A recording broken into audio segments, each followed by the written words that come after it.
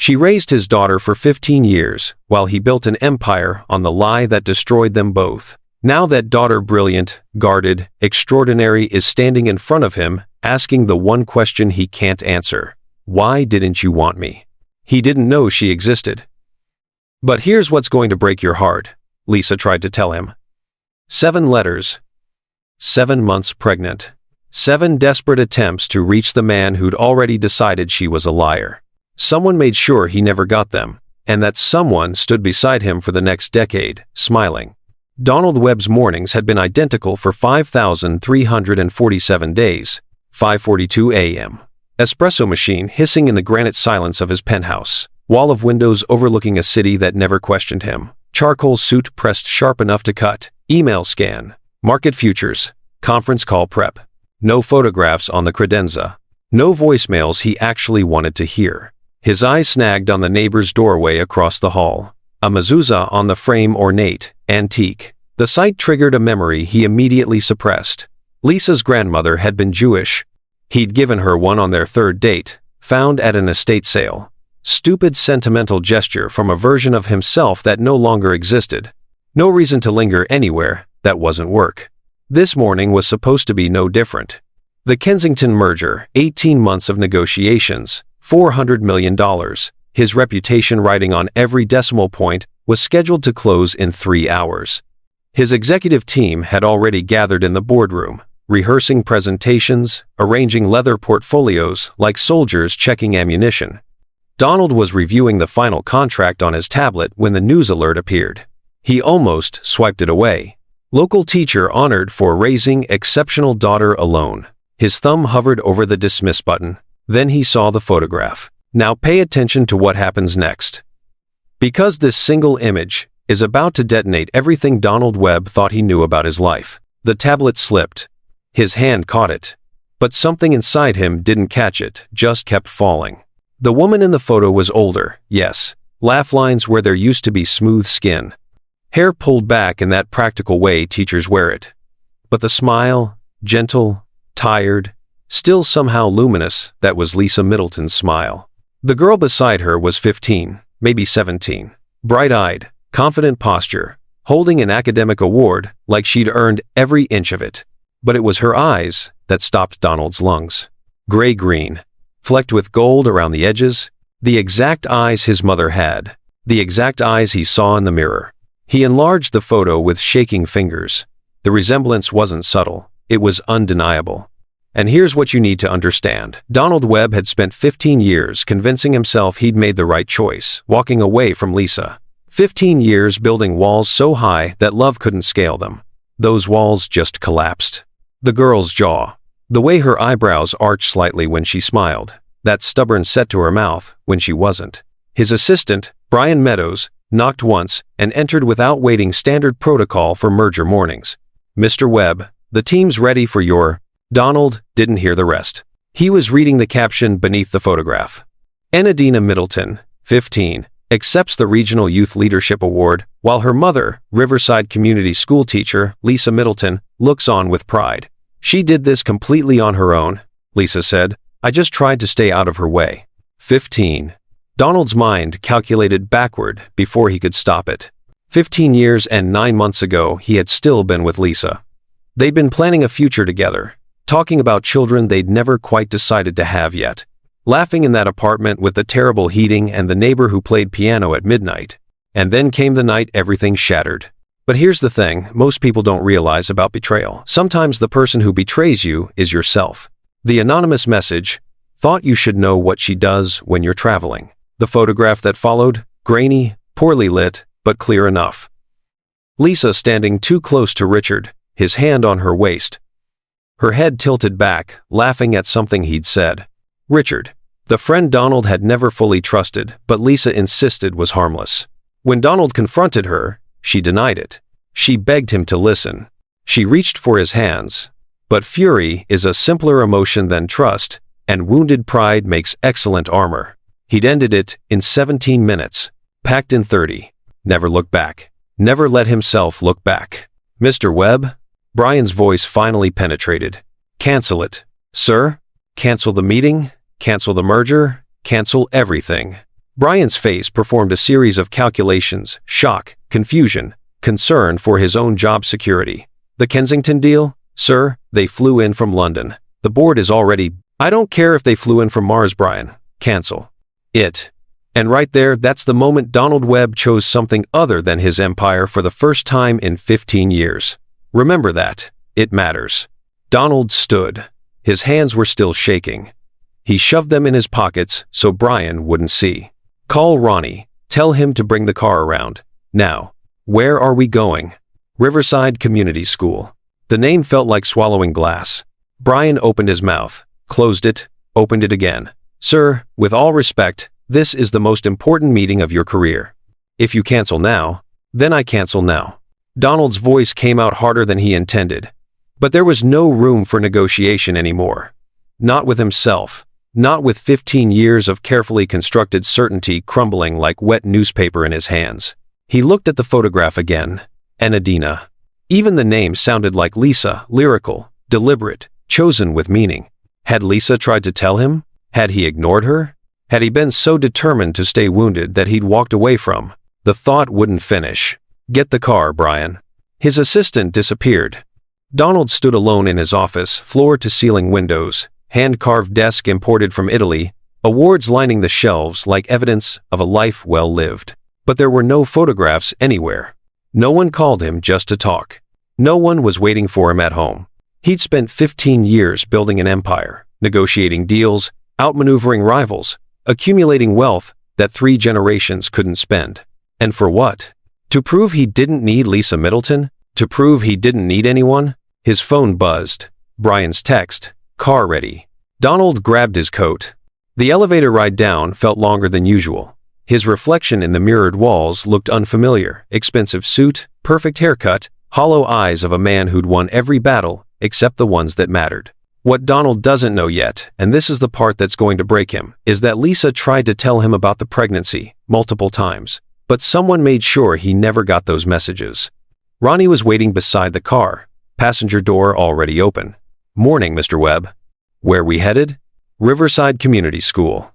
Ronnie's eyebrows lifted slightly in 12 years of driving Donald. They'd never once gone anywhere that wasn't work-related. You got it, boss. The car pulled away from the gleaming headquarters of Webb Innovations. Donald watched the building recede in the side mirror, wondering if this was what it felt like when your entire life revealed itself to have been constructed on a foundation of pride and cowardice. The city traffic crawled past. Red light, green light, pedestrians crossing with coffee cups and earbuds.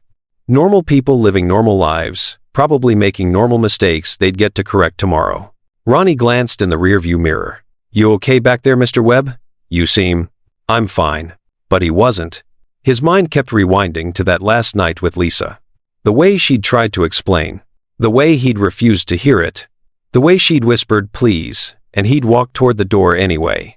He'd told himself he was protecting his dignity. He'd told himself he was refusing to be played for a fool. He'd told himself a lot of things over 15 years. But sitting in the back of this car, hands clenched around his phone, staring at a photograph of a girl who had his grandmother's eyes. What if he'd been wrong? Not just wrong about Lisa and Richard. Wrong about everything. The thought was unbearable. But the alternative that Lisa had raised their daughter alone while he built empires to hide his loneliness, that was worse. We're about 10 minutes out, Ronnie said gently. Donald nodded, though his throat had gone tight. He pulled up the article again. Read every word this time. Enadina Middleton has earned a full academic scholarship to the state's honors program. Her mother, a teacher at Riverside Community School for the past decade, says her daughter's drive comes from within. I just gave her space to become who she already was, Lisa said. Space to become who she already was. Donald had never given Lisa that space. He'd never given himself that space either. The car turned onto a tree-lined residential street. Small houses, chain-link fences, children's bikes lying in front yards. Everything soft and lived in and completely foreign to the glass towers Donald inhabited. And then there it was. Riverside Community School. Single story. Faded brick.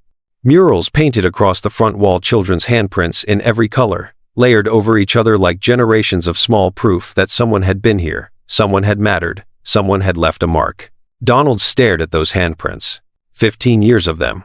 Enadina's hands were somewhere in that wall. His daughter's hands, and he'd never known. Because he'd been too busy building monuments to his own success to notice he was constructing them on the graves of everything that actually mattered. "Want me to wait here?" Ronnie asked quietly. Donald couldn't speak. He just nodded.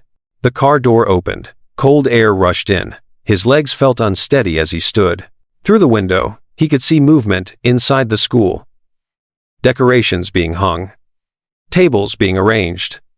Some kind of event in preparation. And then he saw her, Lisa, standing on a step stool, reaching up to tape a banner to the wall. Same careful concentration she'd always had when she was focused on something. Same unconscious grace. And beside her, holding the other end of the banner, steady and patient, Enadina. She was taller than he expected, lean like he'd been at that age. Moving with that particular confidence of teenagers who know exactly who they are even if the world hasn't caught up yet. Donald's feet wouldn't move. What was he supposed to say? And then, as if fate had a sense of irony, the school's front door swung open. Enadina stepped out, carrying a box of supplies. She was looking down, maneuvering the door with her shoulder. She didn't see him. Not until she turned. Not until they were 3 feet apart. Not until she looked up. And froze. Her eyes, those unmistakable gray-green eyes, went wide. The box slipped from her hands. Donald lunged forward, catching it before it hit the ground. Their hands touched the cardboard at the same moment. She stared at him. He stared at her. Up close, the resemblance was devastating. She had his mother's cheekbones, his father's stubborn chin. The exact expression he made when he was trying not to show emotion. "I'm sorry, her voice came out uncertain.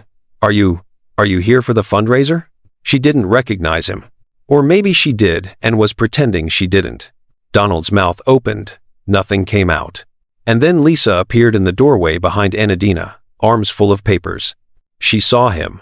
The papers fell, fluttering down like white birds with broken wings, scattering across the concrete steps. Donald. His name in her mouth after 15 years of silence. Enadina's head whipped toward her mother, then back to Donald, confusion dawning into something else, something harder to read. "Mom?" Lisa descended the steps carefully. Her face was steady, controlled.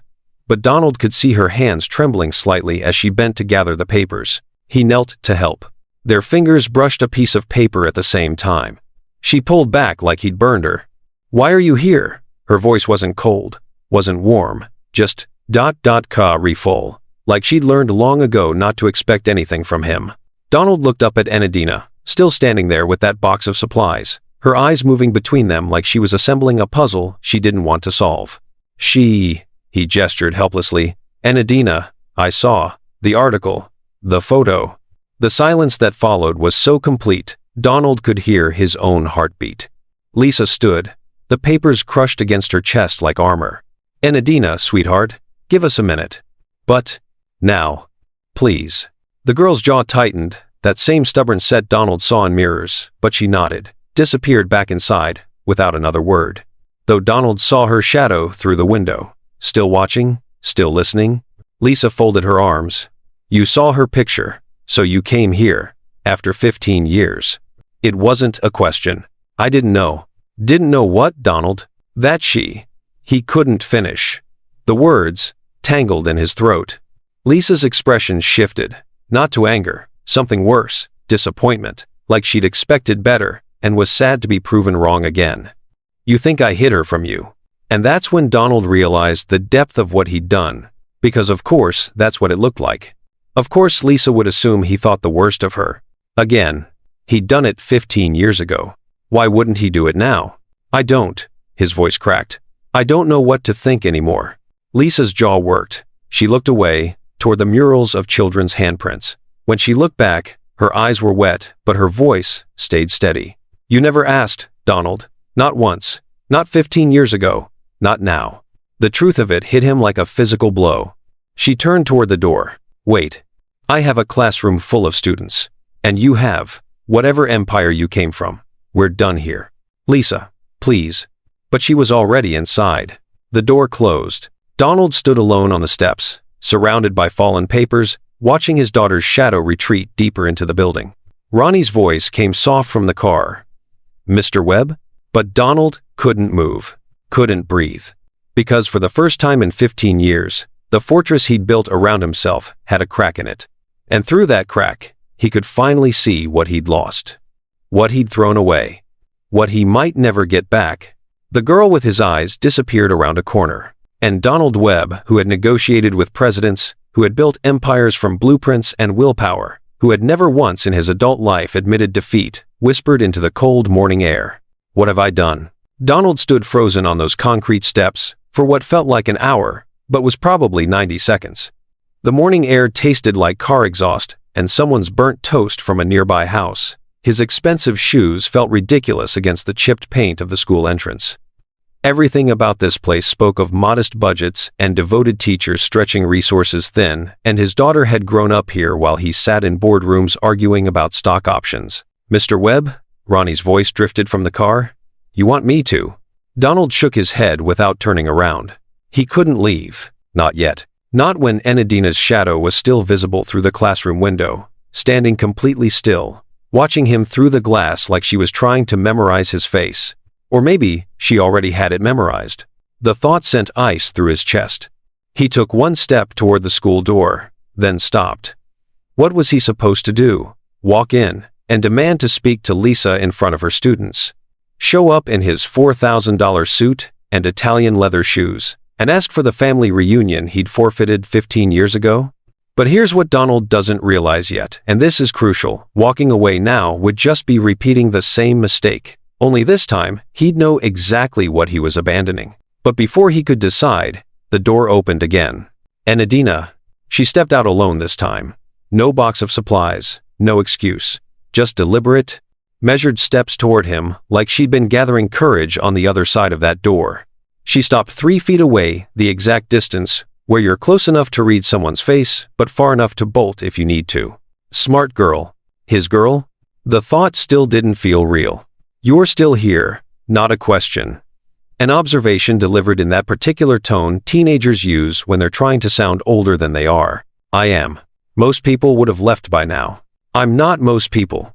Her eyebrow arched, his eyebrow, the exact skeptical expression his own father used to make. Yeah, I can see that. The silence that followed wasn't comfortable, but it wasn't hostile either. It was the specific tension of two people who both know something but aren't sure who's supposed to speak first.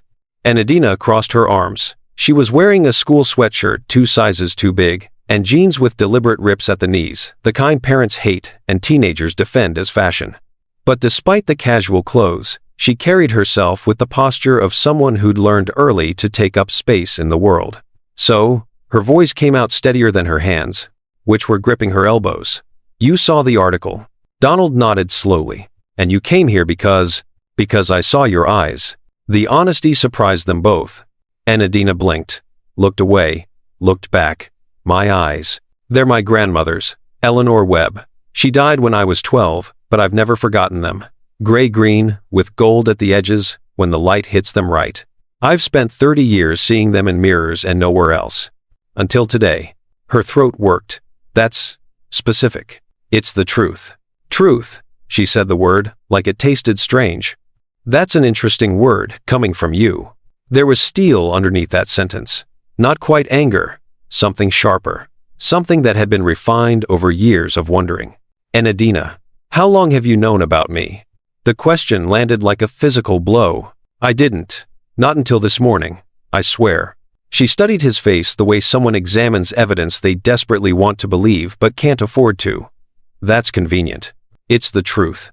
There's that word again. She shifted her weight. My mom told me my father didn't want me, that he left before he knew I existed, that it wasn't personal, he just wasn't ready for the responsibility. Each word carved a deeper wound into Donald's chest. She said that? She said a lot of things over the years, most of them designed to make me stop asking questions. Enadina's voice cracked slightly. But I did ask. Every birthday, every father-daughter dance at school, every time someone asked why my dad wasn't at the science fair, or the awards ceremony, or literally anywhere. Donald's hands clenched into fists at his sides. What did she tell you? That some people weren't meant to be parents. That it takes more than biology to be a father. That I didn't need someone who didn't choose me. She paused. She was trying to protect me. I figured that out when I was about 12. She was protecting me from feeling unwanted. The word hung in the cold air between them. Unwanted. And here's what you need to know about words like that: they stick to children. They embed themselves in bones and become part of who they think they are. You were never. Donald's voice broke. He tried again. I didn't know you existed, Enadina. If I had. If you had, what? You would have stayed? You would have come back? You would have cared? Her eyes were wet now, but her voice stayed controlled. I'm 15. I've had 15 years to practice not needing you. I'm pretty good at it. The door behind them opened. Lisa stood there, face pale but composed. Enadina, inside, now. We're just talking, Mom, I said now. But Enadina didn't move. She kept her eyes locked on Donald. I Googled you when I was 13. Took me about 15 seconds to find you. Tech billionaire, Forbes 500, philanthropist, which is rich, considering you never sent a single child support check. Enadina Marie Middleton. Lisa's voice carried a warning. Did you know I won the regional science competition last year? Built an app that helps senior citizens order medication. Made the local news. Not the big news like you, obviously, but news.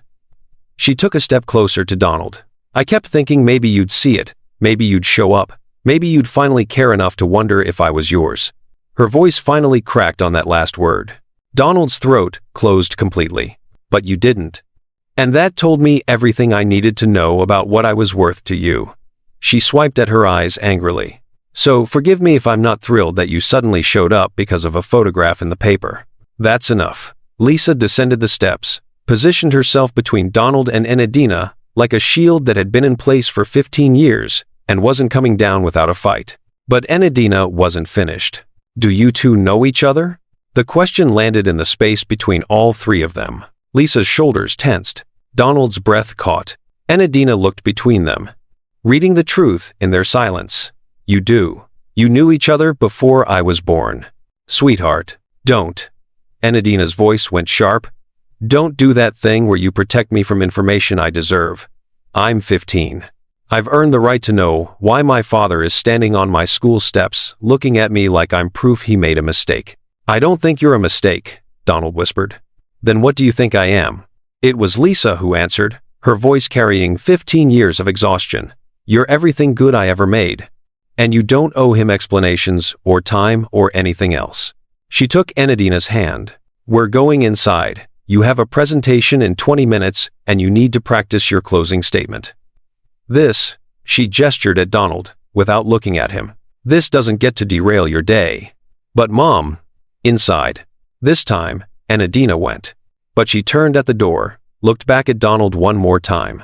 If you're still here when school's out at 3, I'll know you're serious. If you're not, she shrugged, but the gesture was hollow. I'll know that too. The door closed behind them. Donald stood alone again. And if you've ever been given a second chance at something you thought was lost forever, you know exactly how Donald feels right now. Terrified, hopeful, completely unmoored. Maybe you've had that moment too where life gives you one more opportunity to get it right, where someone you hurt looks at you and says, prove it. That's where Donald is. That's where this story turns. And if you're wondering whether people can really change, whether fathers can become the men their daughters deserve, whether love can survive 15 years of silence and mistakes, stay with me. Because what happens next will answer all of those questions. Ronnie had gotten out of the car, was leaning against the hood with his arms crossed. Not judging, not commenting, just present. Donald checked his watch. 9:47 a.m.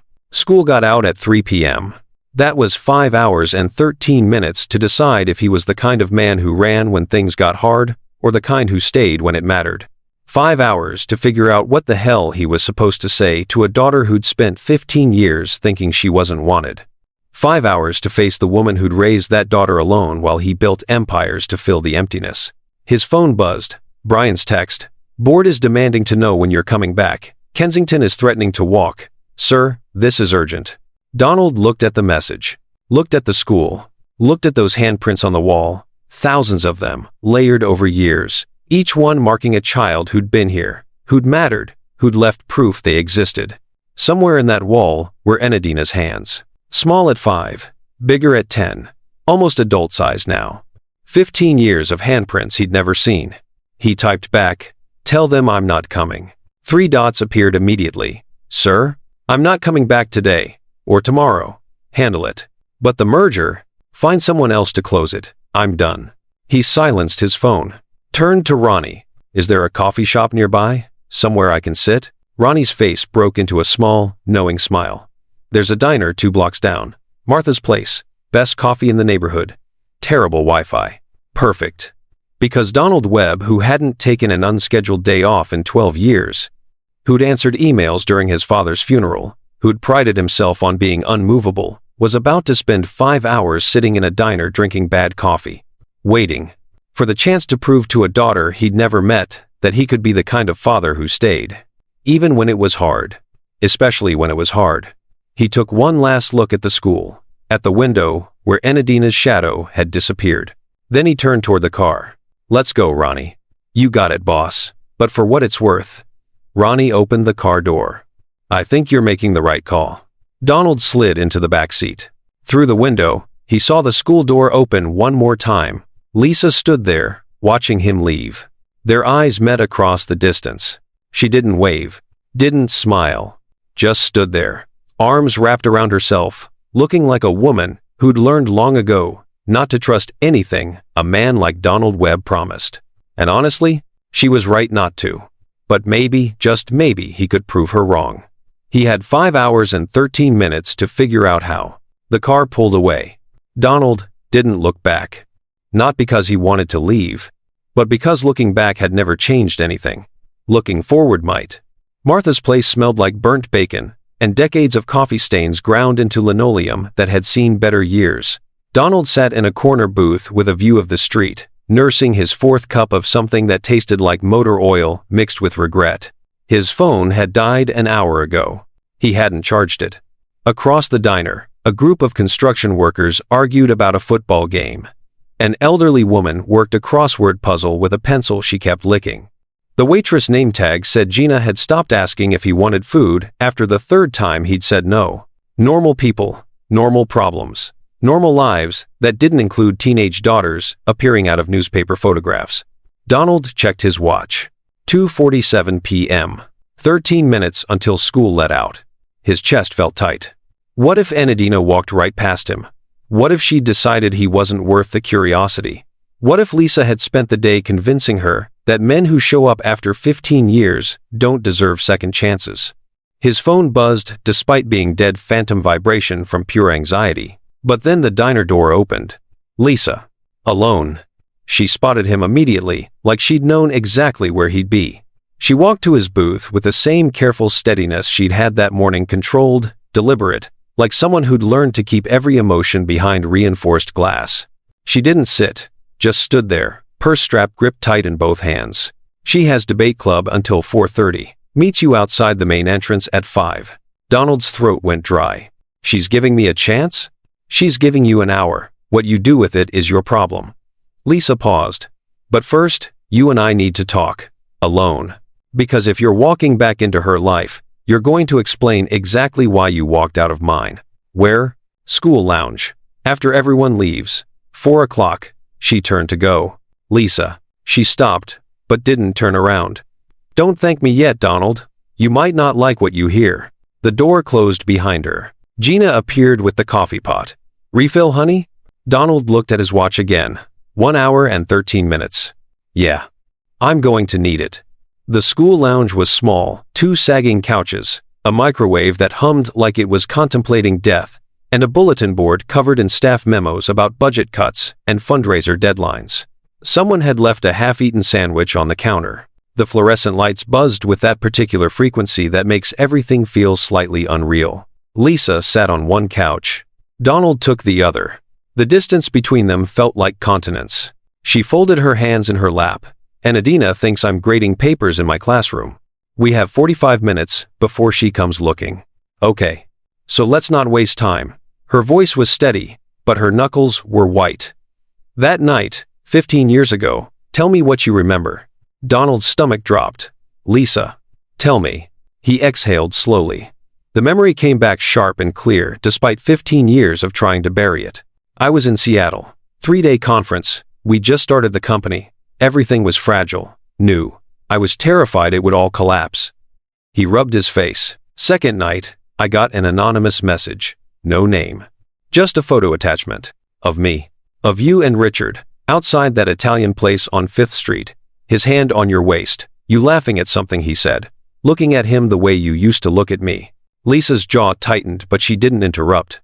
Then the message. Thought you should know what she does when you're traveling. Donald's voice went hollow. I called you 17 times. You didn't answer. I was at the grocery store. My phone died. I've told you this. I know, but I didn't know that then. All I knew was Richard, who I never trusted. Richard, who always found excuses to drop by when I wasn't home, had his hands on you, and you looked happy about it.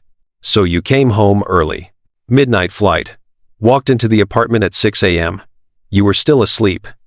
The words tasted like ash. I woke you up with the photo, asked you to explain. And you... I tried. Lisa's voice cracked for the first time. I begged you to listen. You denied it, said it wasn't what it looked like, said Richard was just a friend. But every word sounded like exactly what someone says when they're caught. Because you'd already decided I was guilty. Donald closed his eyes. I was 27 years old, Lisa. Building something from nothing. Terrified of failure. Terrified of looking like a fool. And here was proof, photographic evidence that the one person I trusted most in the world was... What? Betraying you? With Richard? Lisa's laugh was bitter. Do you even remember what day that photo was taken? Does it matter? March 14th. The date meant nothing to him. Now here's where it gets important. Because what Lisa's about to reveal isn't just about one lie, it's about how a single manufactured moment can destroy everything real. Lisa stood, paced to the window. Your birthday was March 20th. Richard was helping me plan a surprise party. That photo? We were outside the restaurant, where I'd made a reservation for 30 people. His hand was on my waist, because I'd just told him about the cake I ordered, and he was laughing because... She stopped, turned around, eyes wet but voice still steady. Because it was chocolate orange. Your favorite? The flavor you said tasted like ambition and childhood. I remembered that from some random conversation we'd had 6 months earlier. I remembered because I loved you. Because I paid attention to the small things you said when you thought no one was listening. The air left Donald's lungs. The surprise party, he whispered. That you never got. Because you ended us 6 days before it happened. I had to cancel everything. The restaurant. The cake. The friends I'd invited. All of it. Her voice finally broke. I still had to pay for the damn cake. Picked it up alone. Ate chocolate orange cake for a week while I cried in that apartment you'd abandoned. Donald's hands were shaking. Who sent the message? Does it matter now? Yes. Lisa sighed. I didn't figure it out until 2 years later. Brian Meadows, the investor from your board who became your assistant, who thought you were getting distracted by our relationship. He hired someone to take that photo, manufactured the rumor, sent you the message, all to make sure you stayed focused on the company instead of building a life. Meadows. Donald's voice went cold. He's been my assistant for 10 years. I know. I've watched him in the news, standing behind you at press conferences. Always wondered if you knew what he did. I promoted him. The realization was sickening. I trusted him. He engineered the destruction of my life, and I made him my right hand. And there it is. The man who sabotaged Donald's entire future has been standing beside him for a decade. Sometimes the people who hurt us most aren't the ones we suspect, they're the ones we trust. He didn't destroy your life, Donald. Lisa's words landed like hammer blows. You did that yourself. He gave you an excuse. But you were the one who chose to believe it. You were the one who refused to listen when I tried to explain. You were the one who walked out. I was wrong. You were a coward. Her voice didn't rise, but the words cut deeper than shouting ever could. You left because believing the worst of me was easier than trusting me. Because walking away was simpler than fighting for us. Because pride and fear made better companions than vulnerability ever did. The truth of it crushed him. You're right. I know I'm right. I've had 15 years to be right. Silence filled the room. The fluorescent lights buzzed, Someone's car alarm went off in the parking lot. The world kept turning while Donald's carefully constructed version of history collapsed into rubble. What else did I get wrong? Lisa's expression shifted. Surprise, maybe, that he'd asked.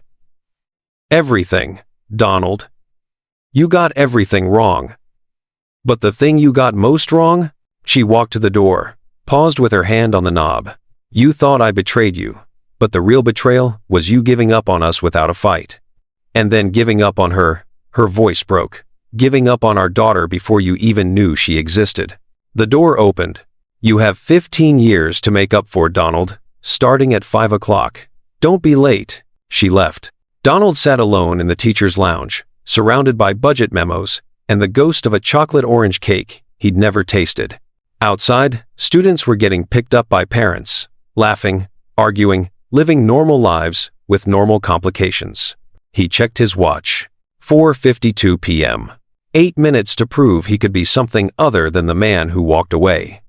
8 minutes to figure out how to face a daughter whose entire existence was proof of every mistake he'd ever made.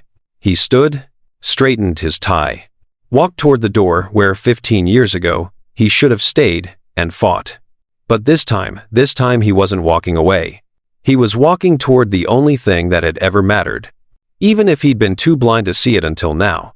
Donald stood outside the main entrance at 4:58 p.m., hands shoved deep in his pockets to keep them from shaking. The parking lot had mostly emptied.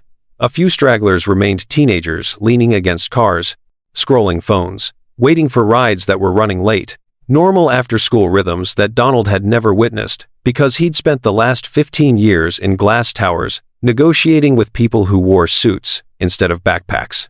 Through the window, he could see movement in the hallway. Enadina. But she wasn't alone. 3 younger students surrounded her, maybe 12 or 13 years old, and she was crouched down to their level, explaining something with patient hand gestures. One girl held a poster board that was clearly a science project.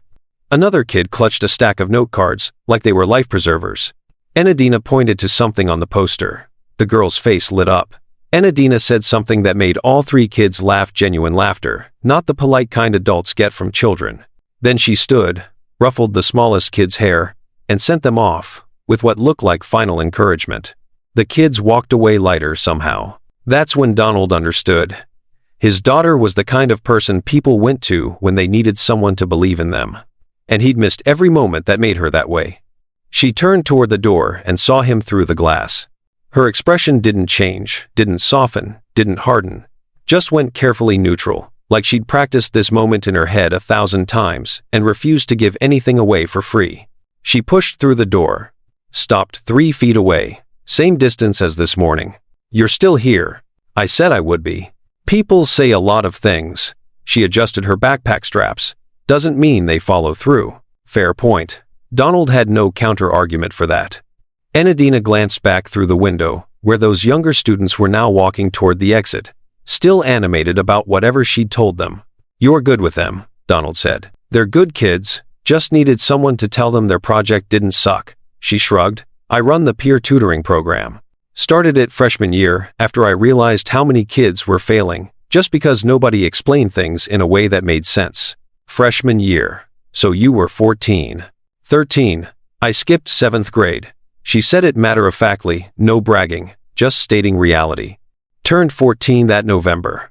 Mom threw me a party in our living room with exactly 4 people, because that's how many friends fit in our apartment. The detail landed like a fist to Donald's sternum. He'd been negotiating a merger that November, couldn't remember which year, which deal, which boardroom. They all blended together into one long parade of victories that meant nothing. I should have been there. Enadina's jaw tightened. Yeah. You should have been at a lot of places. But you weren't. So I learned to stop saving seats for ghosts. She started walking toward the parking lot.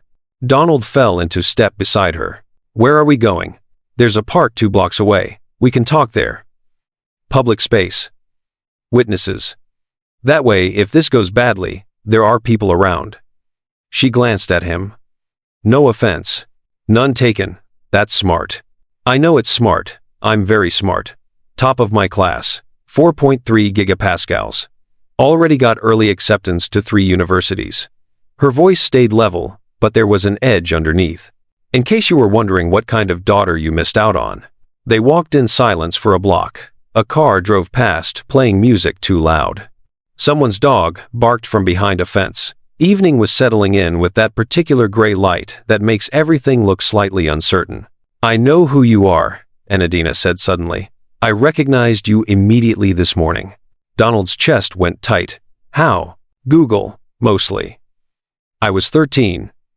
When I decided I was tired of not knowing. Took me 15 minutes to find you. Tech billionaire. Forbes profile. TED Talk about innovation. Whole Wikipedia page about your company's trajectory." She kicked a rock down the sidewalk. "You're kind of hard to miss once you start looking. Why didn't you reach out?"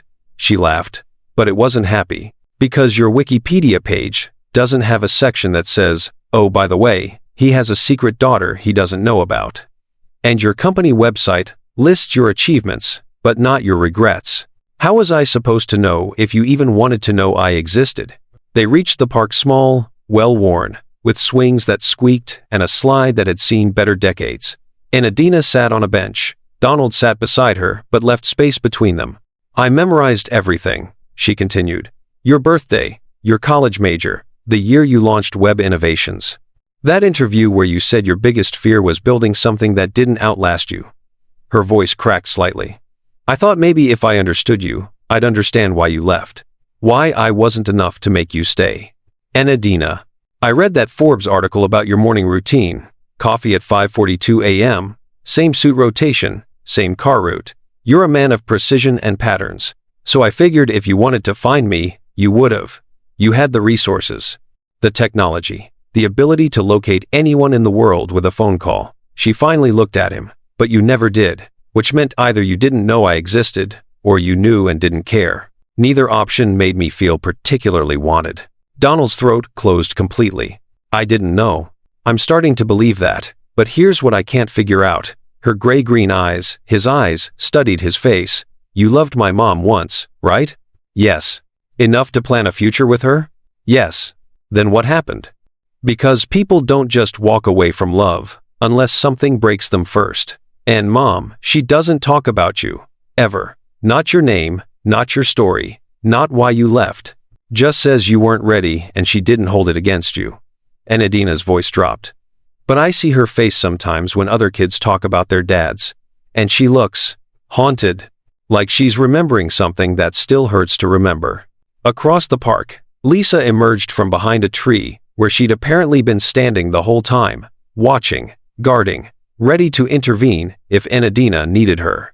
She didn't come closer, just stood there, arms wrapped around herself, looking like a woman who'd spent 15 years building walls around her heart and wasn't sure if she wanted them torn down or reinforced. Enadina noticed her too, waved slightly. Lisa waved back but stayed put. "She's terrified you're going to hurt me," Enadina said quietly. "She won't say it. But I know. I can see it in how she keeps checking her phone, how she happened to need something from her classroom that gave her an excuse to stay late. How she's standing exactly 43 feet away right now, close enough to help, far enough to let me handle this. She's a good mother. The best." Enadina's voice carried fierce loyalty. "She worked 2 jobs when I was little. Went back to school to get her teaching certification. While I was in elementary school, never missed a parent-teacher conference. Never forgot a school event. Never made me feel like I was a burden even though I know raising me alone was impossibly hard. I should have been there helping." "Yeah, you should have." She turned to face him fully. "So here's my question, and I need you to answer honestly. Did you ever wonder if you were wrong about her?" The question hung in the air between them. This was it. The moment everything hinged on. Donald could feel Lisa watching from across the park. Could feel Enadina's intensity radiating like heat. Could feel the weight of 15 years of absence pressing down on his shoulders. "No," he said finally. "I never wondered. I was certain." Enadina's face fell. "But I should have wondered. I should have questioned. I should have fought harder for the truth, instead of accepting the easy lie." His voice cracked. "I was wrong, Enadina. About everything. And your mother paid the price. And so did you, and I can't." He couldn't finish. The words drowned in 15 years of regret. Enadina stared at him. Her expression shifted through a dozen emotions too fast to track: anger, hurt, confusion, something that might have been understanding. She never betrayed you, did she? No. But you thought she did. Yes. And you left without letting her explain. Yes. Enadina exhaled slowly. Looked at her mother across the park, back at Donald. That's the saddest thing I've ever heard. You both lost everything because you were too scared to trust what you had. She stood. Donald stood with her. I need time, she said. To think, to process, to figure out if I want you in my life, or if I'm better off with the ghost I've already learned to live with. That's fair. But for what it's worth, she hesitated. I hoped you'd come back. Every birthday, every milestone, every time I accomplished something I knew you'd be proud of, I hoped. Her voice broke on that last word. And before Donald could respond, she walked toward her mother. Lisa wrapped an arm around Enadina's shoulders. They walked away together. Donald stood alone in the park as evening turned to night, watching his daughter disappear into the same darkness he'd been living in for 15 years. But this time, there was something different. This time, she'd said she hoped.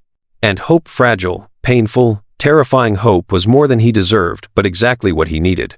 The worst part about losing someone isn't the dramatic goodbye. It's all the small moments afterward, where you reach for them and remember they're not there anymore. 3 days passed before Lisa called. Donald had spent 72 hours in a hotel room 12 blocks from the school, watching his phone like it was a detonation device that might or might not explode. His inbox overflowed with increasingly frantic messages from his board. Brian had called 47 times. The Kensington merger had collapsed spectacularly, taking Donald's professional reputation with it. He didn't care. He'd sat in that hotel room reading everything he could find about Enadina online. Academic awards, science fair victories, a local news piece about her tutoring program. Every article was proof of a life he'd missed, a brilliant, driven daughter who'd inherited his intelligence and her mother's heart. When Lisa's text finally came, it was brief. My address is 847 Maple Street, apt 2B. Tomorrow, 7 p.m. Come alone. Donald arrived at 6:43 p.m., 17 minutes early, because waiting in the car felt less pathetic than waiting in a hotel room. The building was old, but well-maintained red brick, iron fire escape, window boxes with late-season flowers someone actually cared for. Nothing like the sterile luxury Donald inhabited. This place had history, neighbors who knew each other's names, cooking smells drifting through hallways. He climbed the stairs to the second floor. Apartment 2B had a welcome mat that said, "No place like home," and a mezuzah on the doorframe. Donald stared at it. He'd given Lisa that mezuzah. Their third date, she'd mentioned her grandmother was Jewish. He'd found an antique one at an estate sale. She'd kept it. 15 years, and she'd kept it. He knocked before he could overthink it. Lisa opened the door. No makeup. Hair loose around her shoulders the way she used to wear it on weekends. Jeans and a sweater that had been washed so many times the sleeves were threadbare at the cuffs. She looked tired. She looked beautiful. She looked like coming home. You're early. I didn't want to be late. She stepped aside. Enadina's at a study group. Won't be back until 10. That gives us 3 hours.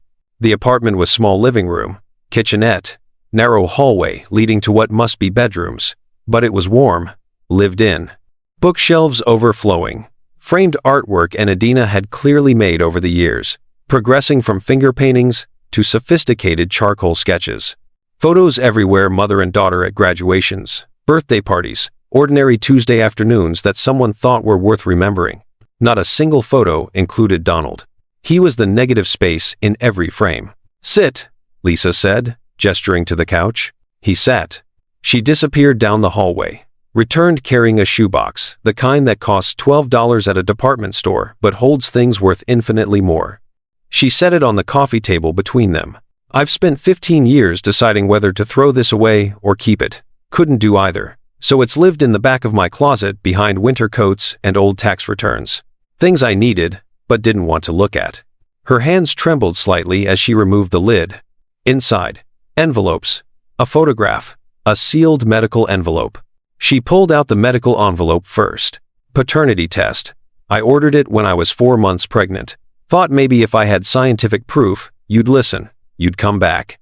You'd believe me. She turned it over in her hands. Never submitted it. Because somewhere between ordering it and receiving it, I realized something. What? That I didn't need a test to know who her father was. I'd only been with you. Only loved you. And if you couldn't trust that without a lab report, then the problem wasn't proof.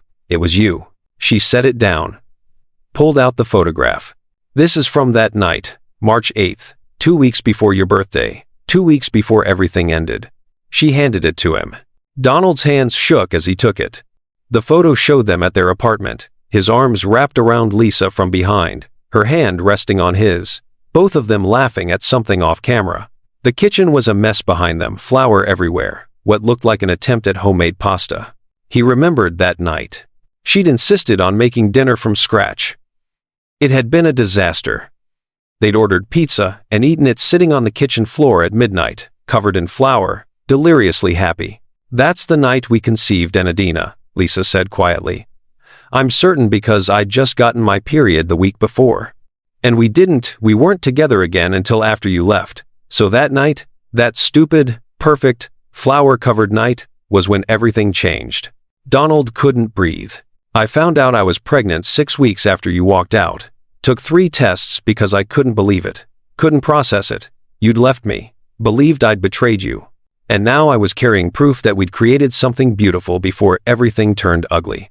She pulled out the letters, 7 of them. Different colors, different dates, sealed but never stamped. I wrote you every month for the first 7 months. Told you about the pregnancy. About doctor appointments. About feeling her kick. About being terrified and hopeful and desperately alone. Her voice cracked. I went to your office to deliver the first one, 8 weeks pregnant.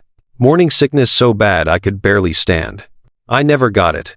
I know, because Meadows met me in the lobby, your new assistant. He told me you'd left explicit instructions, no contact from me, ever. That you'd moved on. That showing up would only make things worse. She wiped her eyes. He was kind about it. Almost sympathetic. Said he was protecting you from further pain. He was protecting his investment. Donald's voice went cold. He sabotaged us so I'd stay focused on the company. And then I promoted him. Made him my most trusted advisor. Let him stand beside me for a decade while he knew what he'd done. Lisa nodded. I realized years later. Saw him in a news photo from one of your press conferences. Recognized him immediately. By then, it was too late to be angry. The damage was done. You'd moved on. Built your empire. And I'd built a life without you. She pushed the letters across the table. You can read them if you want, or not. Either way, they're yours now. I don't want to carry them anymore. Donald picked up the first envelope. His name, written in Lisa's careful handwriting. Donald Webb, with his old address, crossed out. Nowhere else to send it. He opened it. Dear Donald, I'm pregnant, 8 weeks, due in March. I know you don't want to hear from me. I know you think I betrayed you. But this baby, our baby, deserves a father who knows they exist. I'm terrified. I'm working 2 jobs and barely making rent. My mom says I should give the baby up for adoption. Maybe she's right. Maybe I can't do this alone. But I keep thinking about that night we made pasta. How you said you wanted a family someday. How you smiled when you said it. Like it was the easiest thing in the world to imagine. This wasn't how it was supposed to happen, but it happened. And I don't know what to do except tell you the truth and hope. The letter ended there, unfinished. Like she'd run out of hope before she ran out of words. Donald read the second letter. The third.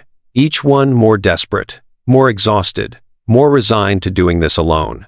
By the 7th letter, written when she was 6 months pregnant, the tone had changed completely. Dear Donald, this is my last letter. I won't write any more. She kicks constantly now. The doctor says she's strong, healthy, perfect. I've named her Enadina. It means praiseworthy in Spanish. My grandmother's name. I want her to know she's worthy of praise even if her father never meets her.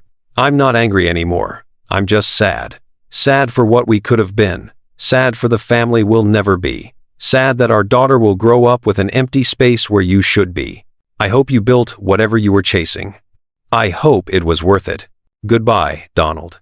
Lisa. That's when Donald broke. Not quietly. Not with dignity. He collapsed forward, the letters scattering across the coffee table, and sobbed like something vital had been torn out of his chest. 15 years of denial. 15 years of pride. 15 years of telling himself he'd made the right choice. All of it shattered. Lisa didn't move, didn't comfort him. Just sat there watching him fall apart, her own face wet with tears she'd probably been holding back for 15 years. When he could finally speak, his voice came out wrecked. "I'm sorry. God. Lisa, I'm so sorry. I know. I should have listened, should have trusted you, should have fought for us instead of running. Yes, you should have." The honesty of it was worse than anger would have been. "I lost everything," he whispered. Lisa leaned forward, looked him directly in the eyes. "No, Donald, you didn't lose us. You let us go. There's a difference. Losing something means it was taken from you. You chose to leave. You chose pride over truth. You chose to believe a lie because it was easier than being vulnerable." Her words landed like physical blows. "And now," his voice broke, "is it too late?" Lisa gathered the letters, put them back in the shoebox, closed the lid. "That depends on what you do next, because showing up was the easy part. Staying is what matters. Proving you've changed is what matters. Being the father Enadina deserves instead of the one who abandoned her, that's what matters." She stood, walked to the door. "You should go. She'll be home soon and I need time to prepare her for whatever comes next." Donald stood on shaking legs, made it to the door, paused. "Thank you. For keeping the letters. For telling me the truth. For..." "Don't thank me yet." Lisa's expression was unreadable. "I haven't decided if I can forgive you. Neither has she. You've got a long way to go before you earn that right." "I know. Good. Because if you hurt her, if you make promises you can't keep, if you disappoint her, if you give her hope, and then walk away again, I will make sure you regret it for the rest of your life." The threat wasn't empty. Donald nodded. "I won't, I swear. We'll see." The door closed between them. Donald stood in the hallway, staring at that mezuzah he'd given her 17 years ago. She'd kept it. Through everything, she'd kept it. Maybe that meant something. Or maybe it just meant she was better at holding on to the past than he'd ever been. Either way, he had work to do. Starting with destroying the man who'd destroyed them both. Donald fired Meadows the next morning. Not over the phone, not through HR, face-to-face in the man's corner office while security waited in the hallway. "You sabotaged my life 15 years ago," Donald said, voice deadly calm. "You intercepted Lisa, told her I wanted no contact. Let me believe a lie because it served your interests." Meadows went pale. "I was protecting the company. Protecting you from what? Love? Family? Having a life beyond quarterly earnings?" Donald leaned forward. "You destroyed us. And I'm done letting you anywhere near what's left." Security escorted Meadows out. Donald watched from the window as the man who'd stood beside him for a decade left the building carrying a cardboard box and 15 years of secrets. But firing Meadows didn't fix anything. It didn't bring back lost time. Didn't erase the damage. Didn't make Enadina trust him. So Donald did the only thing he could think of. He went back to the school. It was Thursday afternoon. The parking lot was full of parents picking up kids. Donald stood outside the main entrance, hands in his pockets, trying to look less like a stranger and more like someone who belonged. Lisa emerged from the building carrying a stack of graded papers, wearing that same threadbare sweater and the exhausted expression of someone who'd given everything to a classroom full of children who'd never know how much she sacrificed. She saw him, stopped. "What are you doing here? I need to talk to you, about Enadina. About what comes next." Lisa glanced around, other teachers leaving, parents watching, students lingering. "Not here, follow me." She led him around the side of the building to a small courtyard with a few benches and a neglected garden someone had tried to maintain but given up on. Private enough for difficult conversations. Lisa set down her papers, crossed her arms. "What is it?" "I fired Meadows. This morning, security walked him out. He's done." "Good. And I want to be in Enadina's life. Not as someone who shows up occasionally, as her father. Actually present. Actually trying." Lisa studied his face. "That's a nice speech. But words are cheap, Donald. Enadina's heard promises before from people who didn't keep them. Guidance counselors who said they'd help, then forgot. Coaches who said she was special, then cut her from teams when more athletic kids showed up. She's learned not to trust what people say. Then I'll show her. How? However long it takes, whatever she needs, I'll be here. Lisa opened her mouth to respond. But a voice came from behind them. You're talking about me. Enadina. Standing in the courtyard entrance, with her backpack slung over one shoulder, face flushed, like she'd been running, or crying, or both. Her eyes were red-rimmed, angry, hurt, everything Donald deserved. How long have you been there? Lisa asked carefully. Long enough. Enadina walked toward them, footsteps deliberate. Long enough to hear him make promises. Long enough to wonder if he actually means them, or if this is just guilt. Sweetheart. I need to ask him something, Mom. She stopped directly in front of Donald, close enough that he could see her hands shaking. Close enough that there was nowhere to hide. Why didn't you want me? The question landed like a blade between his ribs. That's not. Don't lie. Don't tell me you didn't know. I get that part now. But even before I existed, you didn't want the idea of me, of us, of a family with my mom. Her voice cracked. You walked away from her. Which means you walked away from any possibility of me. So why? What was so terrifying about being my father that you chose nothing instead? Donald's throat closed. Lisa moved toward Enadina protectively. That's enough.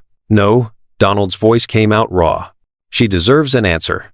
He looked at Enadina, this brave, brilliant girl who'd grown up without him and somehow turned into someone extraordinary anyway. And he told her the truth. I was terrified of being unlovable.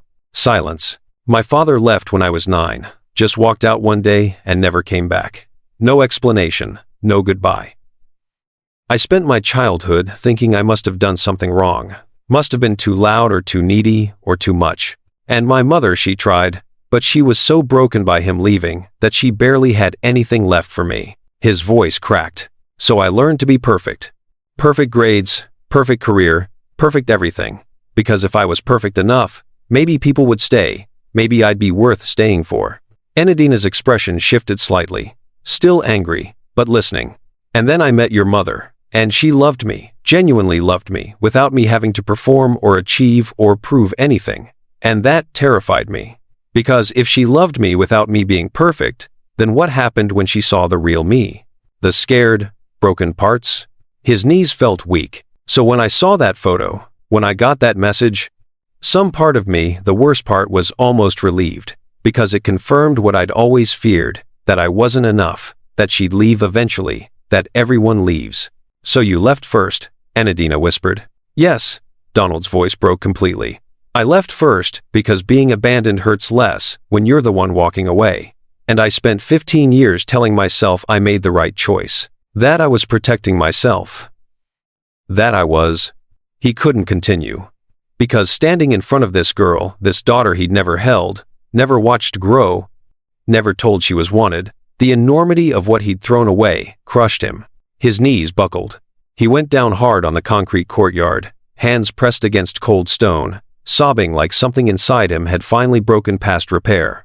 I'm sorry, God, Enadina. I'm so sorry. You deserved a father who was brave enough to stay, who loved you more than he feared being hurt, who chose you instead of running.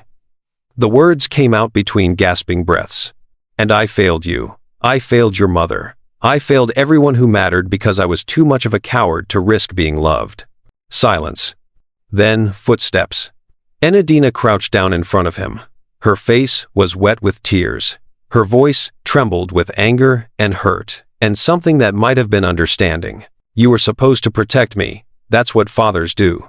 They protect their daughters from pain and fear and all the terrible things in the world. Her voice broke. But you were the thing I needed protection from. You were the absence that hurt. The question I couldn't answer. The reason I wondered if I was worth loving. Donald looked up at her through blurred vision. You are. You're worth everything. And I'm the one who wasn't worthy of you. Lisa stood behind Enadina, one hand over her mouth, tears streaming down her face, torn between wanting to pull her daughter away from this pain and knowing this was something Enadina needed to face. I don't know if I can forgive you. Enadina whispered. I don't know if I should. You missed everything. My first words, my first day of school, every birthday, every achievement, every time I needed someone and had to be brave alone. I know. And you can't get that back. No matter how sorry you are, no matter how much you try. Those years are gone. I know. She stood, wiped her eyes roughly. But I need you to understand something. I'm not broken because you left. Mom made sure of that.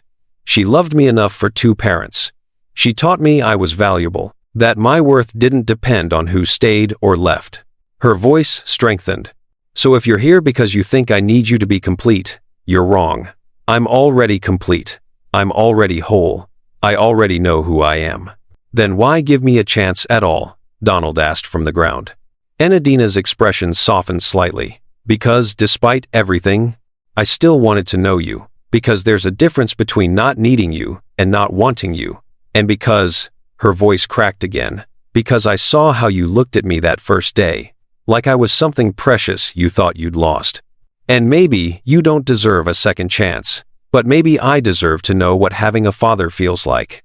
She turned toward the building. Lisa moved to follow her. Wait, Donald called out. Enadina paused, but didn't turn around. I can't change the past.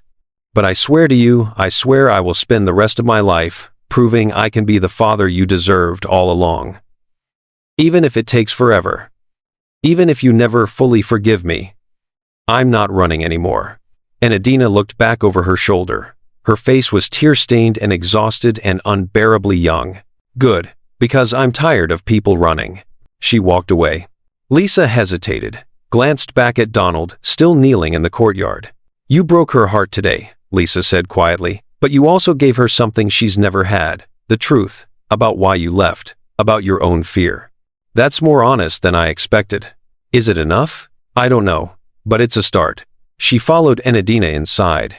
Donald stayed on his knees, in that neglected courtyard, as the sun set, and the parking lot emptied, and the school went quiet around him.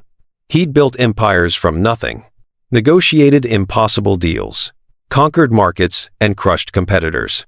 But none of it, absolutely none of it, had prepared him for the most important battle of his life. The battle to earn back what he should never have lost. His daughter's trust, his daughter's love, his daughter's belief that he could be better than the man who ran. He stood finally, legs shaking, and walked back to his car. Ronnie was waiting, patient as always. Rough day, boss? Donald looked back at the school one more time. Rough 15 years, Ronnie, but maybe it's not too late to fix it. It's never too late, if you mean it. I mean it. Then you'll be all right. The car pulled away. But this time, Donald wasn't running. He was regrouping, planning his next move, figuring out how to be the father he should have been from the beginning, because Enadina had given him something he didn't deserve but desperately needed. A chance. And he wasn't going to waste it.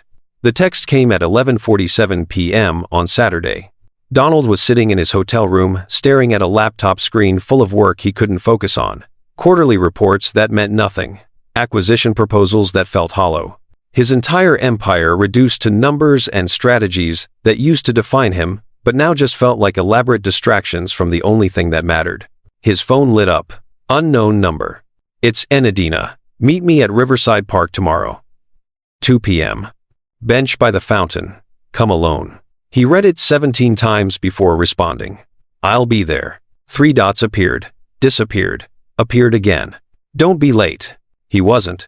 Donald arrived at 1:43 p.m. and sat on the bench she'd specified, weathered wood, overlooking a fountain that had probably been beautiful once, but now mostly just sputtered intermittently. The park was quiet for a Saturday. A few joggers, a couple walking a dog. Normal people living normal lives that didn't include daughters, appearing from 15 years of absence. At exactly 2 p.m., Enadina appeared. She was wearing jeans and a hoodie that said, "Science is magic that works." Her hair was pulled back in a ponytail, no makeup, dark circles under her eyes like she hadn't slept much either. She sat down on the far end of the bench, not close, but not running away. That felt like progress. Thanks for coming, she said without looking at him. I said I would. People say a lot of things. Fair. He'd earned that skepticism. Silence stretched between them. A jogger passed. The fountain sputtered. Somewhere a child laughed. Enadina pulled something from her hoodie pocket. A box. Small. Clinical. The kind you order online after midnight when you can't sleep and need answers more than you need rest. She set it on the bench between them. Donald's chest tightened as he read the label. Paternity check DNA test kit. I bought it 3 days ago, Enadina said quietly. Used my tutoring money. Spent 2 hours researching which one was most accurate. Read 47 reviews. Watched instructional videos. Did everything except actually open it. Donald stared at the box like it was a grenade, with the pin half pulled. Why? Because I need to know. Her voice cracked. Everyone keeps telling me you're my father, my mom, you, basic biology and math. But I need proof. Real, scientific, undeniable proof. Because if I'm going to let you into my life, if I'm going to risk hoping you'll stay, I need to know it's real. That this isn't some mistake or coincidence or cosmic joke. She finally looked at him. Her eyes were wet. I need certainty, Donald, because hope without certainty is just another way to get hurt. He understood that. God, did he understand that? What do you want me to do? Take the test with me, swab your cheek, send it to the lab. Wait for results that prove what everyone says is true. She picked up the box with trembling hands. And then, maybe I can believe it. Believe you're real. Believe this isn't going to disappear. Donald looked at the test kit, looked at his daughter, made a decision. He took the box from her hands gently, opened it, pulled out the 2 sterile swabs and the instructions.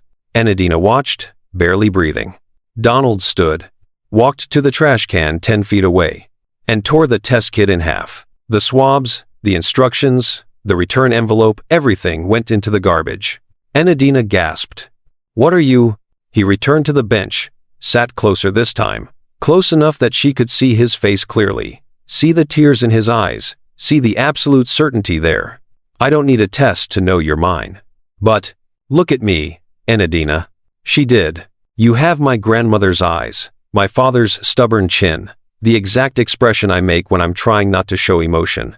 You're brilliant like my mother was, driven like I've always been. You solve problems by diving into research and data exactly what I do. His voice cracked. But more than genetics. I know you're mine because, when I look at you, I see everything I should have been. Everything I could have been if I hadn't spent 15 years running from love. That's not scientific. I don't care about science right now. I care about you. He reached for her hand, then stopped, waiting for permission. She gave it barely, tentatively extending her hand until their fingers touched. I spent 15 years demanding proof before I'd trust anyone, requiring evidence before I'd believe anything. And it made me a successful businessman. But it made me a terrible person. A coward who threw away the only real thing he ever had because he was too afraid to trust his heart. His grip tightened slightly. So no, I don't need a DNA test. I don't need scientific confirmation. I don't need a lab report to tell me what I already know in every cell of my body. You're my daughter. And I don't need proof of that any more than I need proof that I'm breathing. Enadina's face crumpled. How can you be so sure? Because fathers know. Real fathers, the ones who show up and stay and do the work they know their children, not because of biology, but because of belonging. And you belong to me, Enadina. Not because I earned you or deserve you, but because you're mine and I'm yours, and that's just truth. She was crying now. Say it. What? Say, my daughter. I need to hear you say it. His throat closed. But he forced the words out. My daughter. Again. My daughter. Like you mean it. My daughter. Stronger now, more certain. You're my daughter, Enadina. Mine. And I'm your father. And nothing, not time, not distance, not 15 years of mistakes, changes that. Again. You're my daughter. Again. My daughter. Again. Her voice broke completely, and suddenly she was moving, closing the distance between them, collapsing against his chest, sobbing into his expensive shirt, like her heart was finally breaking open, after 15 years of holding itself together. Donald's arms came around her automatically, carefully, like she was something precious he'd been trusted with and refused to break again. She felt small against him, fragile. Not the confident teenager who'd confronted him with steel in her voice, but the child she'd never gotten to be. The little girl who'd wondered why her father never came. Who'd watched other kids get picked up and carried and told they were loved unconditionally. I'm here, he whispered into her hair. I'm here, and I'm staying. I promise you, Enadina. I'm not running. Not ever again. She cried harder. He held her through it. Through every sob, every tremor, every broken piece she'd been carrying alone. The joggers passed. The fountain sputtered. The world kept turning. But for Donald Webb, time stopped. This moment, his daughter finally in his arms, finally letting him hold her, finally beginning to believe he meant the promises he made. This was what mattered. Not empires. Not wealth. Not success measured in acquisitions and quarterly growth. This, just this. After what felt like hours, but was probably minutes, Enadina pulled back slightly. Her face was blotchy and wet. Mascara she'd probably carefully applied this morning was smeared. She looked young and vulnerable and heartbreakingly brave. I'm still angry at you, she said, voice rough. I know. I'm going to be angry for a long time. I know. And I don't trust you yet. Trust has to be earned. I know. And I'll earn it, however long it takes. She wiped her face with her sleeve. Mom says you fired the guy who lied to her. First thing I did. Good. He was a terrible person. She took a shaky breath. And I Googled you again. Saw the news about the merger collapse. About your board being furious. About investors threatening to pull funding. None of that matters. Your entire company is in crisis. Let it be in crisis. I'll deal with it. But not until I deal with this first. With you, with your mother, with fixing what I broke. Enadina studied his face. You really mean that? I really mean that. She leaned back against the bench. Donald stayed close, but gave her space. I prepared a speech, she said quietly, about how I was going to demand the test and make you wait for results and keep you at a distance until I had scientific proof. But then you tore it up and said all that stuff about fathers knowing and belonging and, she trailed off. Nobody's ever chosen me like that before, without conditions, without needing proof first. Your mother chose you every single day for 15 years. I know, but she had to. She was my mom. You didn't have to. You could have demanded the test, could have waited for proof, could have protected yourself. She looked at him, but you didn't.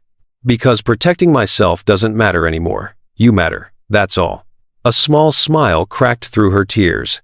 That's really corny, you know. I know. I've apparently become very corny.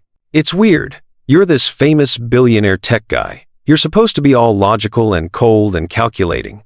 But you're sitting here crying in a public park because your daughter hugged you. Turns out I'm not who I thought I was. Maybe that's a good thing. She hesitated. Can I ask you something? Anything. What happens now? Do you go back to your empire? Your boardrooms? Your glass towers? And I stay here with Mom in our tiny apartment, and we just wave at each other occasionally? Donald shook his head. No, I'm staying here. In town. I'm taking time off. Real time off to be present. To learn who you are. To earn your trust. To prove I'm serious about this. For how long?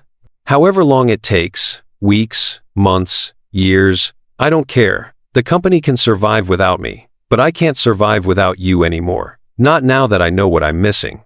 Enadina's eyes filled again. Don't disappear again. The 3 words landed with the weight of every birthday he'd missed. Every bedtime story he'd never read. Every fear she'd faced alone while he built towers of glass to hide behind. I won't. Promise me. Actually promise. Out loud. I promise you, Enadina. I'm not disappearing. I'm not running. I'm staying right here until you believe it. And then, I'm staying longer. And longer after that. Until one day you wake up and realize I've been there so consistently that you forgot what it felt like when I wasn't. She wiped her face again, stood. Okay, then I guess we'll see. We'll see, he agreed. She walked a few steps toward the park exit. Stopped, looked back. Are you coming? His heart stuttered. Where? Mom's making dinner. She doesn't know I texted you. But I think maybe it's time we all sat at the same table, like a family. Even if we're not quite there yet. Donald stood slowly. You want me to come to dinner? I want you to try, to show up, to prove this isn't just words.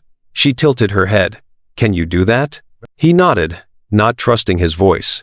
She held out her hand. He took it, and together they walked out of the park, father and daughter, still figuring out what those words meant, still learning how to be present for each other. But walking together, and for now, that was enough. Now here's what I want you to understand about this moment. Because if you've stayed with me this long, if you're still here watching Donald and Enadina figure out how to be father and daughter after 15 years apart, then you already know something important about yourself. You believe in second chances. You believe people can change. You believe that families, even broken ones, can heal if everyone's brave enough to try. And if that resonates with you, if stories like this one make you feel seen and understood, then you're exactly the kind of person this community is for. Women who've lived long enough to know that life is messy and complicated and rarely gives us the fairy tale ending we thought we deserved, but who also know that real healing, the kind that lasts, is worth fighting for. So, if you're not already part of this family, hit that subscribe button, because every week, we're here telling stories about women who refuse to stay broken, about daughters who learn to forgive, about love that survived impossible odds, and about second chances that came late but came. This is your community. These are your stories, and you belong here. The first week, Donald showed up to Enadina's debate tournament. He sat in the back row of a high school auditorium that smelled like floor polish and nervous teenagers, watching his daughter dismantle her opponent's argument with surgical precision. She wore a blazer 2 sizes too big, probably borrowed, and spoke with the confidence of someone who'd learned early that words were weapons when wielded correctly. When she won, her eyes found his in the crowd. He stood and applauded until his palms stung. She didn't smile, but she didn't look away either. Progress. The second week, he attended her tutoring sessions. Not to participate, just to observe. He sat in the corner of the school library while Enadina patiently explained algebra to a 7th grader who kept getting confused about negative numbers. She used M and Ms as visual aids, made jokes that landed, never showed frustration even when the kid asked the same question 4 different ways. Afterward, Donald told her, "You're a natural teacher. I learned from the best," she said, glancing toward her mother's classroom down the hall.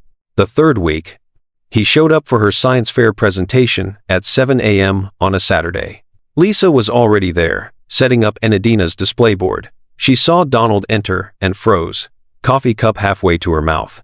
"You came," Enadina said, surprise cracking through her carefully maintained cool. "I said I would. It's 7 in the morning. I know what time it is." Her project was about water purification systems for developing countries. Brilliant.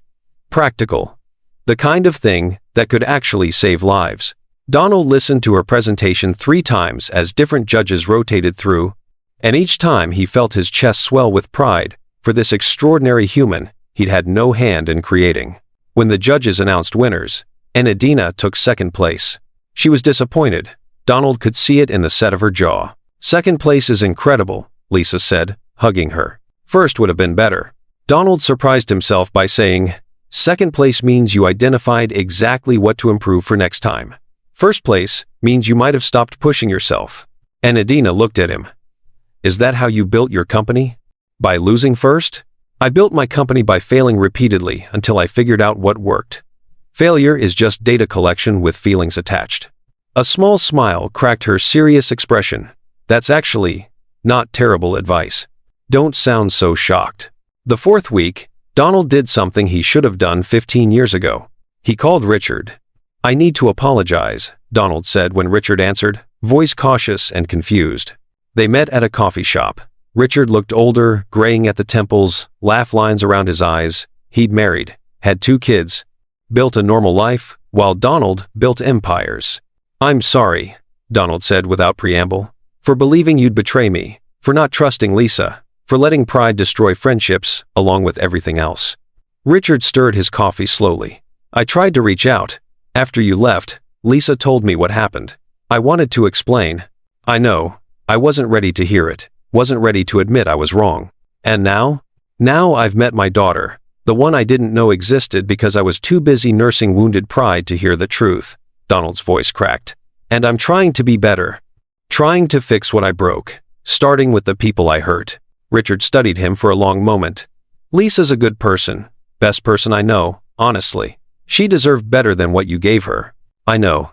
And Enadina, I've watched her grow up from a distance. Brilliant kid. Kind, strong. Nothing like what you'd expect from someone raised in that situation. She's extraordinary. Because of Lisa.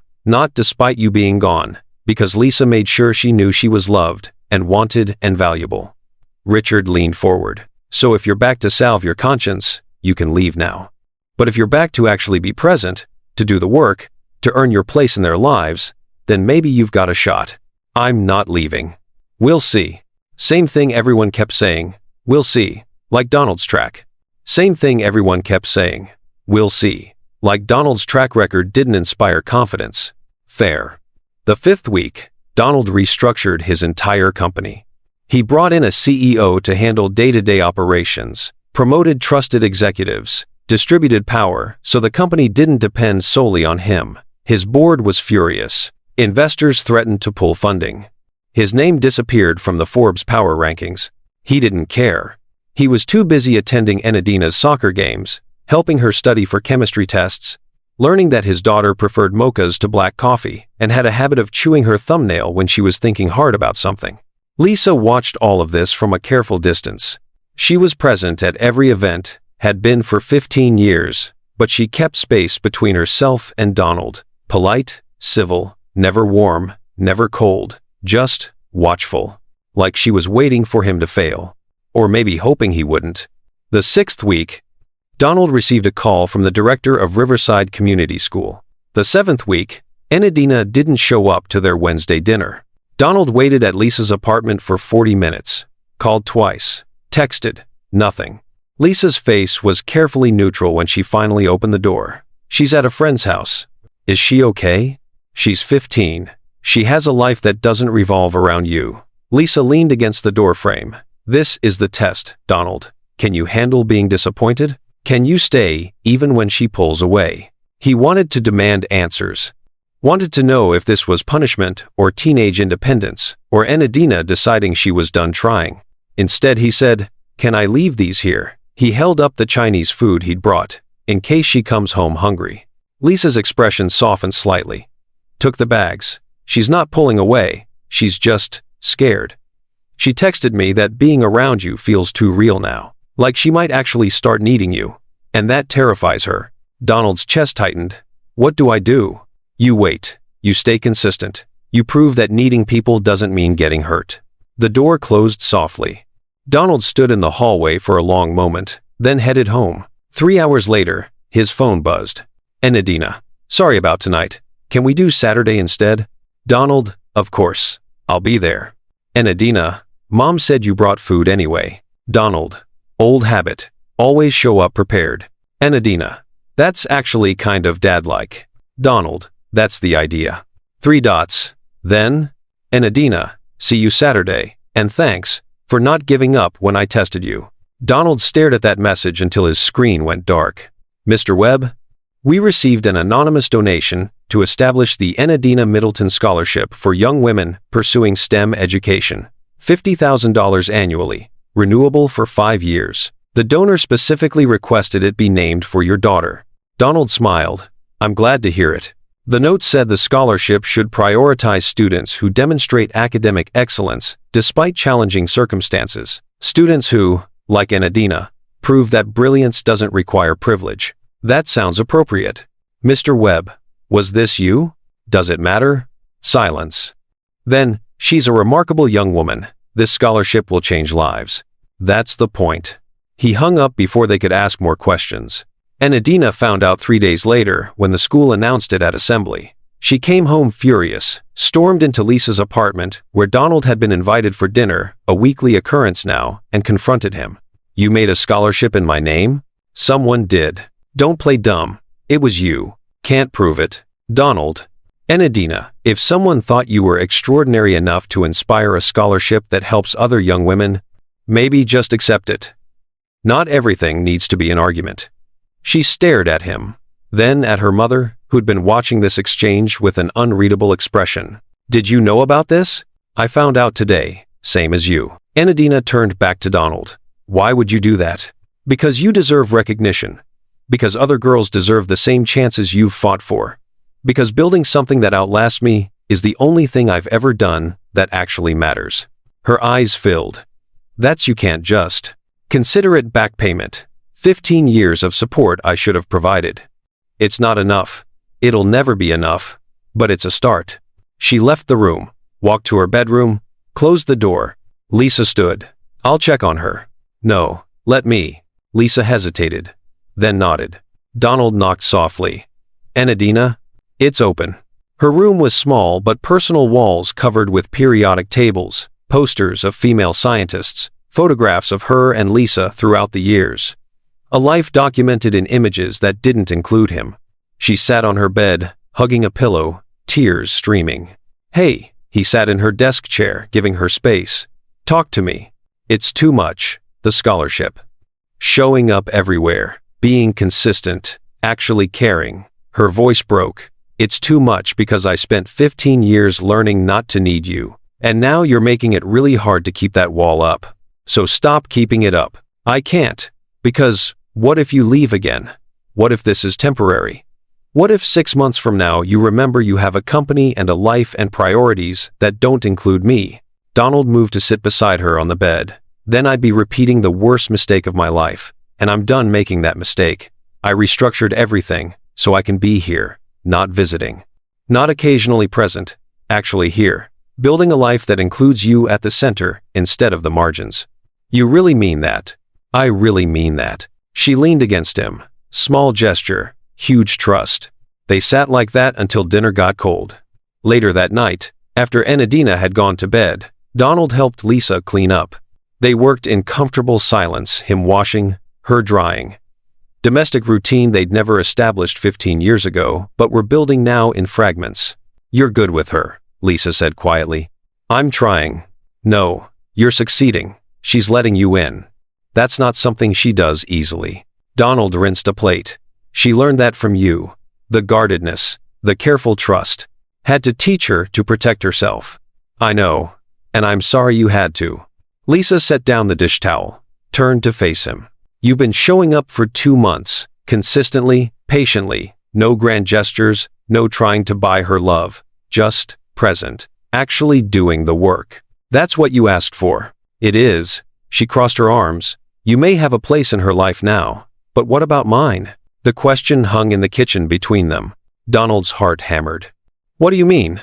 I mean we've been coexisting around Enadina, careful and polite, never addressing what's between us, never talking about how we ended, never discussing whether there's anything left to salvage. Is there? Lisa's eyes filled. I don't know, Donald. I really don't know. Because part of me sees you with her and remembers why I loved you. And part of me remembers you walking out and wonders if you'd do it again when things get hard. I wouldn't. You did before. I was different before. Were you? Or are you just on your best behavior until you decide you've done enough penance? Her voice cracked. Because I can't survive losing you again, and I definitely can't let Enadina survive it. So if you're here temporarily, tell me now. Donald stepped closer. I'm not temporary. I'm permanent. Whether you want me in your life romantically, or just as Enadina's father, I'm staying. But Lisa, he stopped, started again. I never stopped loving you. I just got really good at pretending I didn't. And if there's any chance at all that we could find our way back to each other, I want to try. Not now, not rushed, but eventually. When you're ready, if you're ever ready. Lisa wiped her eyes. I don't know if I can trust that. Then I'll prove it, however long it takes. She nodded slowly. We'll see. There it was again, that phrase that meant everything and nothing. But this time, Donald heard hope underneath the skepticism. And hope was enough to keep going. 3 months after that first collision outside the school, Donald stood in the same spot at twilight. The parking lot was empty. Late October had painted the trees in shades of rust and gold. Someone had updated the handprint mural, fresh layers of small palms in purple and green, proof that children kept coming, kept leaving their marks, kept mattering. He'd asked Lisa to meet him here. She appeared from the building's side entrance, wearing a coat he recognized 15 years old. The one she'd worn the night they'd made pasta, and ended up covered in flour. She'd kept it, patched at the elbows, zipper replaced, but kept. You wanted to talk? She said, stopping a few feet away. Same careful distance as always. Walk with me? She hesitated, then nodded. They moved through the schoolyard, past the neglected garden someone had started reviving, past the basketball court where Enadina had taught him to shoot free throws last week. past the benches where students ate lunch and complained about homework and lived their ordinary, precious lives. Enadina got her college acceptance letter today, Lisa said quietly. Donald's heart jumped. She did? Full ride, 4 years, engineering program. Pride cracked through Lisa's voice. She's terrified and thrilled, and pretending she's neither. She's extraordinary. She is. Lisa stopped walking. Turned to face him, because despite you being absent, she became everything she was meant to be. She didn't need you to be whole. The words should have hurt. Instead, they felt like truth finally spoken. I know. But she wants you anyway. Not because she needs you, because she chose you. There's a difference. I understand that difference now. Lisa crossed her arms.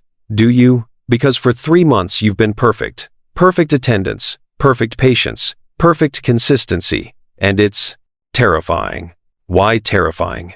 Because people can only maintain perfect for so long before they break, before they remember their real life, before they realize playing house with their ex and surprise daughter is exhausting. Her voice cracked. I keep waiting for you to leave again, Donald. Waiting for the day you wake up and remember you're a billionaire with a company to run, and a daughter is inconvenient, and I'm the woman who reminds you of your worst mistake. That's not, isn't it? She wiped her eyes roughly.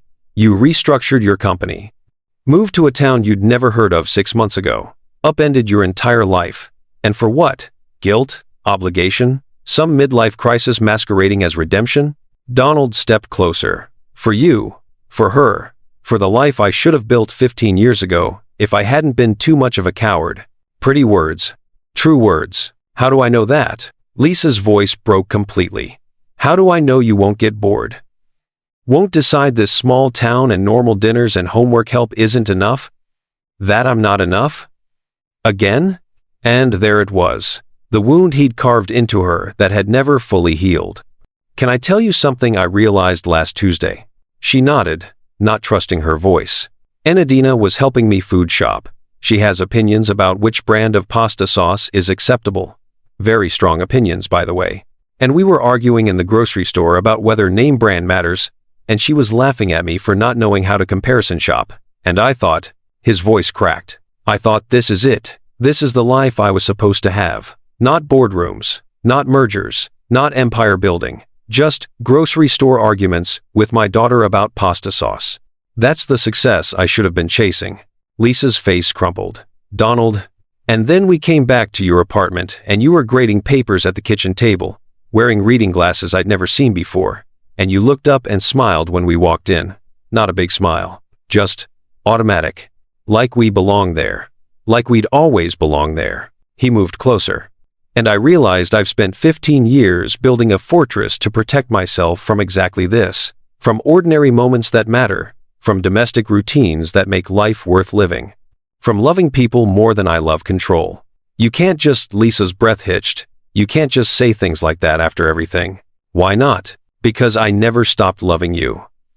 The confession tore out of her. I tried. God knows I tried. I built a life without you. Raised an incredible daughter. Convinced myself I was fine. But then you showed up and started being present and patient and real. And every defense I built started crumbling. She was crying fully now. And I'm terrified, Donald, because loving you the first time nearly destroyed me. I don't know if I can survive losing you again. You won't have to. You don't know that? Yes, I do. He closed the distance between them completely. Can I earn back the right to be part of your lives? Not as someone who shows up occasionally, not as Enadina's father who's cordial with her mother, as the man who loves you both more than anything he's ever built or accomplished or achieved. Lisa looked up at him, 15 years of pain and hope and fear swirling in her eyes. I'm scared. Me too. What if we can't get back what we lost? Then we build something new, something better. Something that includes the people we became in these 15 years. She opened her mouth to respond. You two are terrible at private conversations. They both turned. Enadina stood 20 feet away, backpack slung over one shoulder, grinning like she'd won an argument neither of them knew they were having. How long have you been there? Lisa asked, wiping her eyes. Long enough to hear Dad admit he doesn't know how to comparison shop, which, honestly, explains so much about capitalism. Dad. She'd said it so casually, like the word had always been there, waiting for permission to be spoken. Donald's throat closed. Enidina walked toward them, stopped between them, looked at her mother, then at Donald. Are you two going to figure this out, or do I need to lock you in a room until you remember you're adults? Lisa laughed, surprised and genuine. Sweetheart, Mom, you love him, he loves you. You both spent 15 years being miserable apart. The math is pretty simple here. It's not that simple, Donald said quietly. Why not? Because your mother deserves more than pretty words. She deserves proof, consistency, trust that's been earned over time. Okay, cool, so earn it. Enidina linked her arm through Lisa's, then through Donald's. But do it while actually being together, instead of this weird dance where you both pretend you're fine being co-parents when you're clearly dying to be more. She started walking, pulling them both forward. Where are we going? Lisa asked. Home. Our home. All three of us. Because I got into college today, and we're celebrating, and I refuse to celebrate in a broken family when we could be celebrating in one that's figuring itself out. They reached the school's main entrance, the same doorway where Donald and Enidina had first collided 3 months ago, where papers had fallen, where everything had changed. Enidina stopped, looked at both of them. This is where it started, where you two ran into each other again after all those years. So let's make it where we begin. Actually begin. No more running, no more hiding, just forward. Together. As a family that's messy and complicated but choosing each other anyway. Donald looked at Lisa. Lisa looked back. I'm done running, he said. From the truth. From you. From us. I'm staying right here. Building a life that looks nothing like what I planned. But everything like what I needed. What if I'm not ready? Then I'll wait. However long it takes. I'm not going anywhere, Lisa. She studied his face, searching for lies, finding only truth. Okay. A small smile cracked through her tears. But you're taking the lead on grocery shopping from now on. Enidina's opinions about pasta sauce are exhausting. Hey, Enidina protested. It's true, sweetheart. You're very passionate about condiments. Donald laughed, then Lisa laughed.